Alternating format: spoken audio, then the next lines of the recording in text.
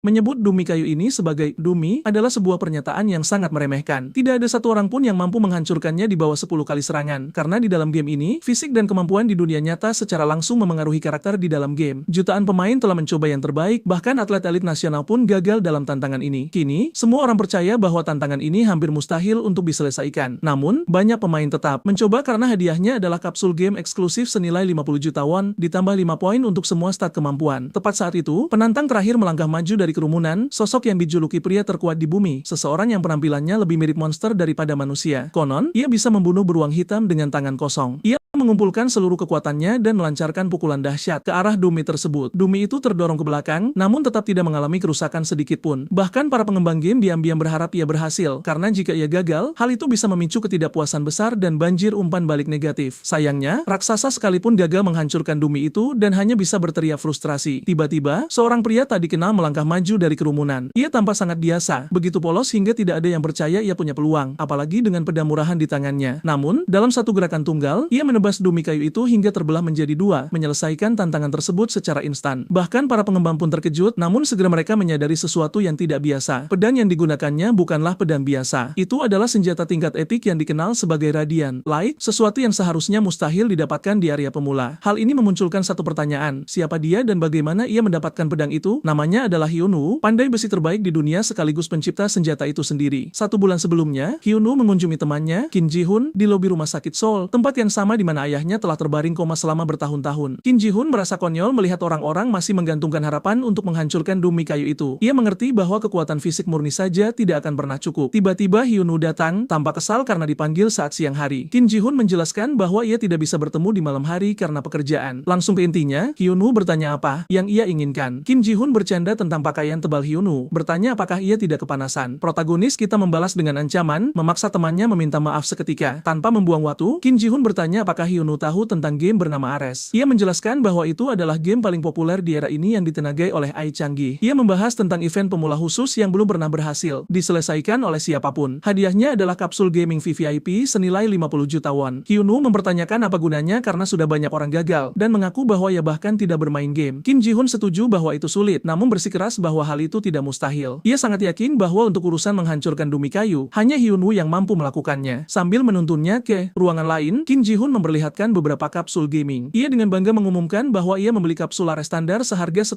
juta won khusus untuk Hyunwoo. Hyunwoo terkejut dengan harganya, hampir kehilangan ketenangannya. Temannya berpendapat bahwa itu adalah investasi yang layak, menjelaskan bahwa pemain bisa mendapatkan hadiah dan menukarkannya dengan uang tunai. Kim Ji-hoon mendesaknya untuk masuk ke dalam game dan mencobanya. Hyunwoo segera bertanya dari mana ia mendapatkan uang itu, namun pertanyaan tersebut diabaikan karena temannya fokus pada potensi keuntungan. Hyunwoo yang skeptis mempertanyakan apakah ada jaminan keberhasilan dan menyebut ide itu gila. Kim Ji-hoon tetap teguh, bersikeras bahwa Hyunwoo benar-benar memiliki peluang. Menuntut penjelasan, Hyunwoo bertanya dari mana kepercayaan diri itu berasal. Saat itulah Kim Ji-hoon mengungkapkan kebenarannya. Kelas pandai besi, Blacksmith, memang ada di dalam Ares. Ia menunjuk identitas asli Hyunwoo sebagai pewaris pengrajin ahli kelas dunia. Ia yakin Dumi kayu itu tidak akan mampu menahan keahliannya. Pada saat itu, Hyunwoo mengungkapkan bekas luka dari kecelakaan masa lalunya. Ia memberitahu temannya bahwa ia tidak lagi sama sejak hari itu. Ingatan tentang kebakaran mulai muncul kembali. Tragedi itu merenggut segalanya darinya. Ia nyaris selamat, sementara ayahnya tidak pernah terbangun lagi. Biaya medis yang luar biasa menghancurkan keluarga mereka, meninggalkannya tanpa pilihan selain melakukan kerja kasar selama bertahun-tahun. Mengikuti jejak ayahnya selama 10 tahun yang panjang, Hyunwoo akhirnya harus menyerah. Ia mengaku bahwa lengan kanannya telah tidak berguna sejak kecelakaan itu. Bahkan, pekerjaan dasar saja sulit, apalagi menjadi pandai besi. Ia bersikeras akan menangani masalahnya sendiri dan menuntut kapsul itu dikembalikan. Menyebut temannya bodoh karena membuang-buang uang, ia pergi menuju pekerjaan paruh waktunya. Kim Ji-hoon berteriak memanggilnya, menyebutnya si bodoh yang sebenarnya. Ia bertanya sampai kapan Hyunwoo berencana terus menderita karena biaya rumah sakit. Ia bertanya apakah ia berniat membiarkan tubuhnya dalam keadaan rusak itu selamanya. Ia bersikeras bahwa game itu bisa mengubah segalanya, menunjukkan bahwa perawatan itu akan menelan biaya hampir 3 miliar won. Ia memohon agar jangan menyerah. Bersumpah untuk bertanggung jawab atas 10 juta won tersebut, Kim Ji-hoon memohon padanya untuk mencoba sekali saja. Ingatan tentang kebakaran itu terlintas di benak Hyunwoo sekali lagi. Kemudian di lokasi konstruksi, ia berjuang untuk fokus karena pikirannya dipenuhi kata-kata teman temannya. Saat ia bekerja, suara logam bergema di dalam hatinya, membangkitkan nostalgia yang mendalam. Terbawa oleh perasaan itu, ia mendapati dirinya kembali ke ruangan dengan kapsul gaming. Percaya bahwa suara logam menuntunnya ke sana dan mengingat dorongan temannya, ia akhirnya membuat keputusan. Hyunwoo memilih untuk memasuki game tersebut. Dalam diam, ia berjanji pada ayahnya bahwa ia akan mendengar suara itu lagi. Saat ia masuk, pesan sistem menyambutnya di Ares. Ia memilih nama panggilan Hyunwoo. Selama kustomisasi karakter, sistem menganalisis tubuhnya dan mendeteksi bekas lukanya. Sistem bertanya apakah ia ingin mempertahankan penampilan ini, dan ia setuju tanpa ragu. Proses berakhir dan ia masuk ke dunia game. Seketika, ia menyadari sesuatu yang luar biasa. Bekas luka di wajahnya telah hilang dan kekuatan di lengan kanannya telah pulih sepenuhnya. Dipenuhi tekad, ia memutuskan untuk bekerja keras dan membayar hutang 10 juta won tersebut. Ia dipanggil secara acak ke zona pemula di wilayah Tandus. Tiba di bengkel pandai besi Ren, ia masuk dan melihat seorang pandai besi tua sedang berjuang dengan putus asa. Pria itu menyatakan ia akan menempa pedang yang lebih unggul dari semua pedang lainnya, namun setiap pukulan penuh dengan frustrasi. Tidak sanggup melihat lebih lama, Hyunwoo menunjukkan bahwa metodenya benar-benar salah. Pandai besi itu tertegun dan memintanya mengulangi apa yang baru saja ia katakan. Hyunwoo dengan tenang mengulangi bahwa metode saat ini cacat, meskipun mengakui bahwa itu bukan urusannya. Hyunwoo berkata ia tidak tahan melihat seorang pengrajin gagal begitu parah. Tanpa beban, ia mengutarakan pikirannya tanpa ragu. Pandai besi itu melemparkan palu padanya dan menantangnya untuk membuktikannya. Ia memperingatkan bahwa ia akan mengawasi dengan saksama seperti elang. Ini tepat seperti yang diinginkan Hyunwoo karena ia memang berniat meminta akses ke bengkel tersebut. Ia menetapkan satu syarat, jika ia berhasil, ia akan menyimpan pedang yang ia buat. Sebagai gantinya, ia berjanji akan menunjukkan kepada pandai besi itu sesuatu yang benar-benar luar biasa. Pria tua itu menyebutnya arogan, namun mengakui bahwa ia menyukai kepercayaan dirinya. Tetap saja, ia memperingatkan bahwa kegagalan akan menanggung harga yang mahal. Hyunwoo menerima tanpa ragu. Sudah 3 tahun sejak terakhir kali ia memegang palu. Meskipun percaya diri, ia bertanya-tanya apakah ia telah berkarat. Namun saat ia memukul logam itu, memori ototnya bangkit. Sensasi akrab membanjiri tubuhnya dan kepercayaan dirinya melonjak seketika. Ia merasakan kebahagiaan sejati saat kembali ke kerajinannya. Pandai besi itu mengamati dengan saksama. Awalnya menganggapnya sebagai pemula. Namun, tidak butuh waktu lama baginya untuk menyadari bahwa teknik Hyunwoo solid. Meski begitu, ia percaya bahwa seorang pemula pada akhirnya akan mencapai batas. Di dunia ini, hanya hasil yang berarti. Pandai besi itu menganggap usahanya sia-sia sampai sesuatu yang luar biasa terjadi. Ia menyaksikan Hyunwoo menggunakan teknik tingkat lanjut untuk menghilangkan kotoran dari logam. Pemandangan itu membuatnya benar-benar tertegun. Bertanya-tanya mengapa ia tidak pernah memikirkannya sendiri. Dengan curiga, ia mengaktifkan skill khususnya untuk menganalisis baja tersebut. Hasilnya mengejutkannya luar biasa. Logam itu melonjak dari tingkat D ke tingkat C dalam sekejap. Pada saat itu, ia menyadari bahwa pemuda ini benar-benar luar biasa. Waktu berlalu dan pandai besi itu akhirnya tertidur. Menjelang fajar, Hyunwoo akhirnya menyelesaikan pekerjaannya. Pesan sistem muncul mengumumkan baja tingkat B. Pandai besi itu terbangun, tak bisa berkata-kata melihat apa yang ada di hadapannya. Ia belum pernah melihat siapapun mencapai tingkat B tanpa menggunakan skill game khusus. Namun pahlawan kita menolak untuk berhenti. Dengan ketidakpercayaan yang tumbuh, pria tua itu menyadari Hyunwoo membidik lebih tinggi. Saat kelelahan melanda, pandai besi yang terkesan itu turun tangan untuk membantu. Bekerja bersama, mereka akhirnya selesai memurnikan logam tersebut. Menatap dengan kagum, mereka menyaksikan hasilnya, sebuah ingot bernilai yang mampu menempa pedang kelas rara. Pandai besi itu mengakui bahwa sepanjang tahun-tahunnya, ia belum pernah melihat siapapun menciptakan barang kelas sihir, apalagi yang langka. Dengan antusias, ia memberitahu Hyunwoo bahwa bersama-sama mereka bisa menciptakan senjata yang tiada duanya. Tetap membumi, protagonis kita bersikeras bahwa masih terlalu dini untuk merayakannya. Ia mengingatkannya bahwa mereka masih harus menyelesaikan gagang dan memoles bilah pedang. Sambil tertawa, pandai besi itu mengakui ia belum pernah bertemu seseorang seperti Hyunwoo. Dengan tenang, anak muda kita menjawab bahwa ia terobsesi dengan pandai besi sejak kecil. Memusulkan tantangan lain, pandai besi itu mengusulkan untuk menempa pedang itu lagi menggunakan bahan baru. Mengambil sesuatu yang berharga, ia mengungkapkan bongkahan mitril besar yang berkilau.